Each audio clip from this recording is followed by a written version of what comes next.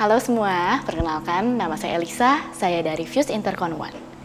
Nah, hari ini sebelum kita mulai bahas topik kita hari ini, mari kita sama-sama berdoa terlebih dahulu. Ya Tuhan, terima kasih untuk satu kesempatan lagi Engkau telah berikan kepada kami, agar kami boleh bersama-sama belajar lebih lagi mengenai dengan firman-Mu. Tuhan, tolong Engkau persiapkan Tuhan, pikiran, hati, dan juga telinga daripada kami semua yang mau mendengarkan firman-Mu, supaya firman-Mu boleh bertumbuh subur, boleh berbuah Tuhan, bagi kami semua. Tuhan juga tolong sampaikan apa yang ingin Engkau katakan kepada kami, biar apa yang disampaikan hari ini hanya dari Engkau saja. Dalam nama Bapa, Putra, dan Roh Kudus kami telah berdoa dan bersyukur. Amin. Hai semua, gak berasa ya, tahun 2023 ini udah mau berakhir. Banyak tema, banyak topik yang telah kita pelajarin bersama-sama sepanjang tahun ini. Nah, apakah kalian masih ingat tema apa saja yang telah kita pelajari di tahun ini? Atau mungkin beberapa sudah ada yang lupa, tapi nggak masalah. Karena hari ini kita sama-sama akan kembali membahas tema besar dari tahun 2023, yaitu tentang One. One Hope, One Body, dan One God. Satu pengharapan, satu tubuh, dan juga satu Tuhan. Oke, pertama mari kita sama-sama bahas apa itu One Hope. Satu pengharapan. Pengharapan yang seperti apa? Boleh kita buka dulu di Efesus 4 ayat 4-6. Satu tubuh dan satu roh. Sebagaimana kamu telah dipanggil kepada satu pengharapan yang terkandung dalam panggilanmu. Satu Tuhan, satu iman, satu baptisan, satu Allah dan Bapa dari semua. Allah yang di atas semua dan oleh semua dan di dalam semua. Nah, di ayat ini membahas tentang kesatuan. Tapi yang pertama kita mau bahas adalah satu pengharapan. Satu pengharapan yang seperti apa yang kita mau bahas? Yaitu satu pengharapan di dalam iman. Sebelum itu, saya punya satu pertanyaan. Coba kalian pikirkan, barang apa yang menurut kalian paling berharga yang kalian punya? Nah, sudahkah kepikiran barangnya apa? Lalu ketika kalian sudah tahu barang itu apa, apakah Anda mau menaruh atau menitipkan barang yang berharga itu kepada seseorang yang asing yang kalian baru kenal atau kalian tidak kenal?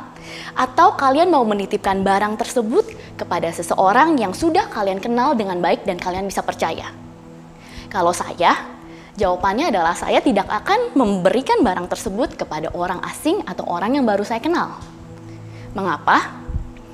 Karena jujur, saya nggak percaya, saya nggak kenal dengan orang itu. Saya nggak tahu apakah barang berharga tersebut yang saya punya bisa dijaga dengan baik.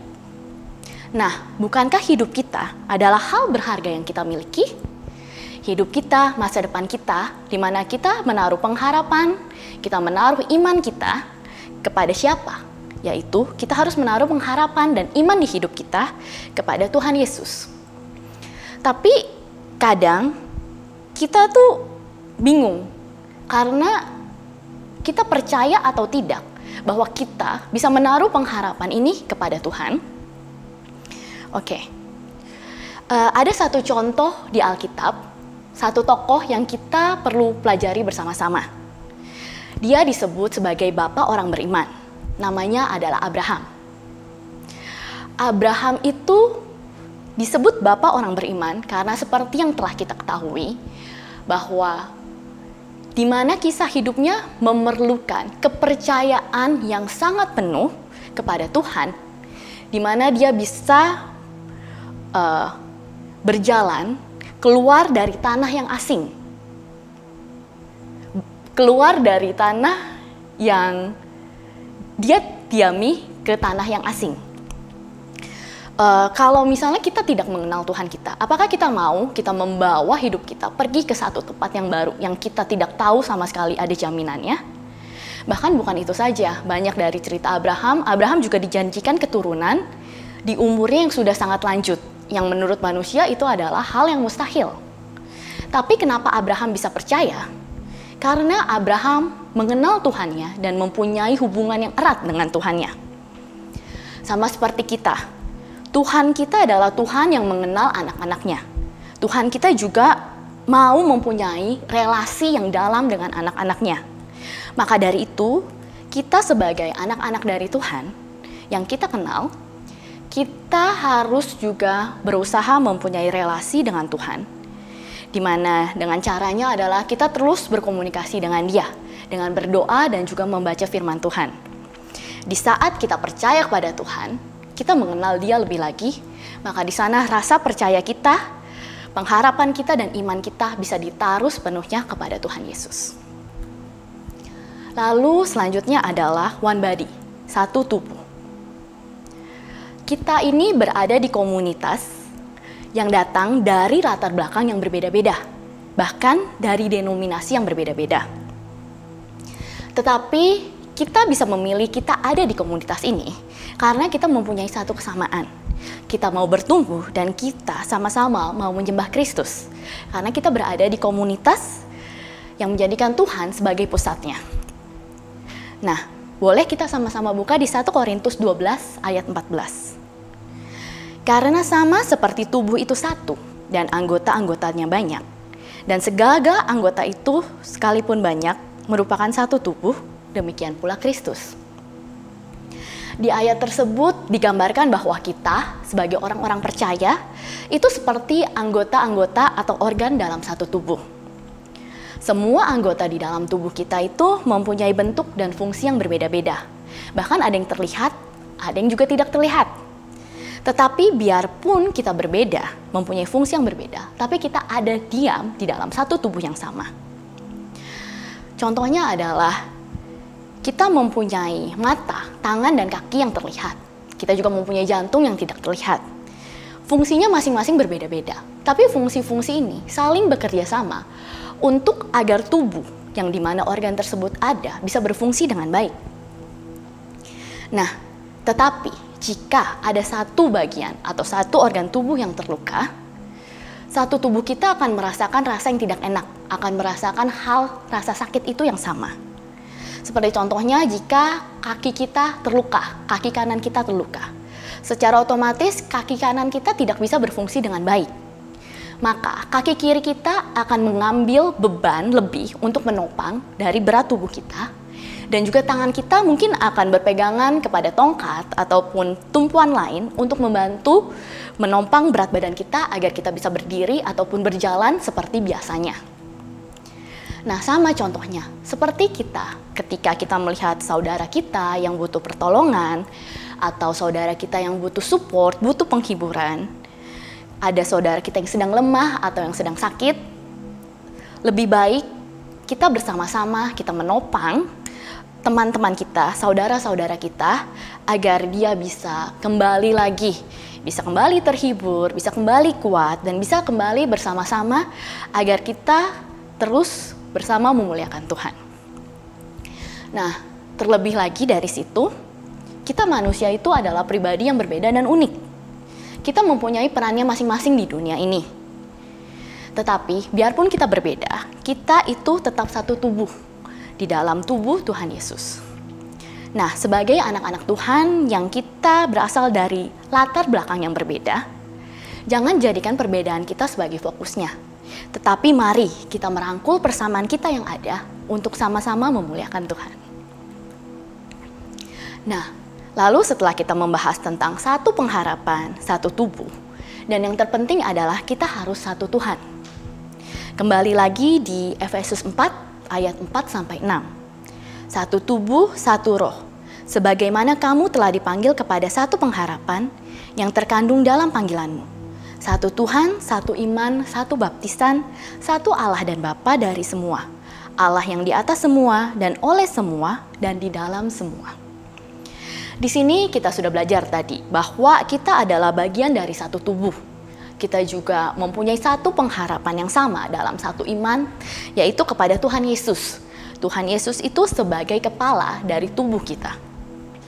Karena seperti satu tubuh, biarpun mempunyai banyak organ, mempunyai banyak fungsi yang berbeda-beda, tetapi semua komando dan pusatnya itu ada di kepala. Maka dari itu, kita menjadikan Tuhan Yesus sebagai kepala kita, agar fungsi dari tubuh kita ataupun pengharapan dan iman kita yang kita taruh itu tidak sia-sia. Tuhan kita yang setelah tadi kita bahas, itu dia Tuhan yang sangat merindukan untuk bisa mengenal dan punya relasi kuat dengan ciptaannya. Sebagai kita ciptaannya, anak-anaknya, kita dimana kita harus terus berusaha untuk mengenal dia. Karena hubungan yang baik itu bukan hubungan satu arah, tetapi hubungan dua arah. Jadi ketika Tuhan mau menyampaikan sesuatu kepada kita, kita juga harus berusaha untuk berkomunikasi dan mencari Tuhan. Nah, lalu kenapa sih kita harus mengenal Tuhan lebih dalam? Karena jika kita tidak mengenal Tuhan kita, iblis itu sangat senang dan sangat bisa untuk menggoda dan mengganggu kita. Lalu apa yang dia serang? Dia akan menggoyahkan iman kita. Ketika kita tergoda dan iman kita tergoyahkan, maka hidup kita akan terombang-ambing. Hidup kita akan terombang-ambing dan kita jadi tersesat. Kita nggak tahu bagaimana atau siapa yang harus kita percaya dan siapa yang kita harus ikuti ataupun gimana kita harus menaruh iman dan pengharapan kita. Nah, di mana kita mempunyai hubungan yang erat dengan Tuhan, kita percaya dan kita mengetahui apa yang Tuhan mau untuk hidup kita, pengharapan kita di dalam Tuhan tidak akan goyah. Sekalipun kita ada di dalam kesusahan atau sekalipun kita di dalam titik terendah atau tergelap di dalam hidup kita, iman kita yang kuat itu akan menguatkan kita untuk melewati semua ini.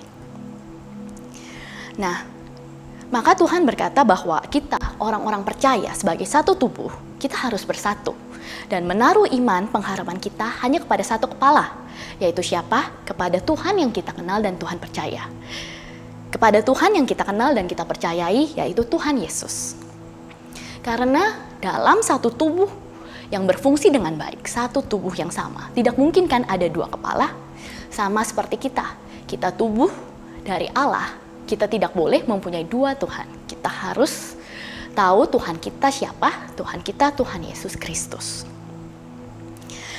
Dan yang terakhir boleh kita buka di Yohanes 17 ayat 21. Supaya mereka semua menjadi satu sama seperti Engkau, ya Bapa, di dalam aku dan aku di dalam Engkau, agar mereka juga di dalam kita, supaya dunia percaya bahwa Engkaulah yang telah mengutus aku. Dalam kitab Yohanes 17 ayat 21 ini dituliskan mengenai doa dari Tuhan Yesus sendiri. Tuhan Yesus itu mempunyai keinginan, Tuhan Yesus mau biar kita, anak-anaknya, menjadi satu di dalam Tuhan. Dan yang terlebih lagi, kenapa kita harus menjadi satu di dalam Tuhan? Supaya orang-orang di luar sana bisa melihat kesatuan kita. Orang-orang di luar sana bisa melihat kita sebagai tubuh Kristus. Orang-orang melihat kita adalah Kristus. Di mana orang-orang yang belum percaya, orang-orang yang belum mengenal Kristus, bisa mengenal dan percaya Kristus melalui kita, anak-anaknya. Nah, dari hal ini, kita telah belajar mengenai one body, one hope, and one God. Di mana ini adalah tema besar dari tahun 2023 ini. Kita mau adanya satu kesatuan di dalam Tuhan Yesus. Jadi, kita harus terus berusaha untuk mempunyai hubungan yang baik dengan Tuhan, agar kita bisa hidup terus di dalam Tuhan bersama-sama dengan komunitas kita yang ada, di mana kita bersama-sama dengan saudara-saudara kita untuk terus bisa hidup di dalam Tuhan.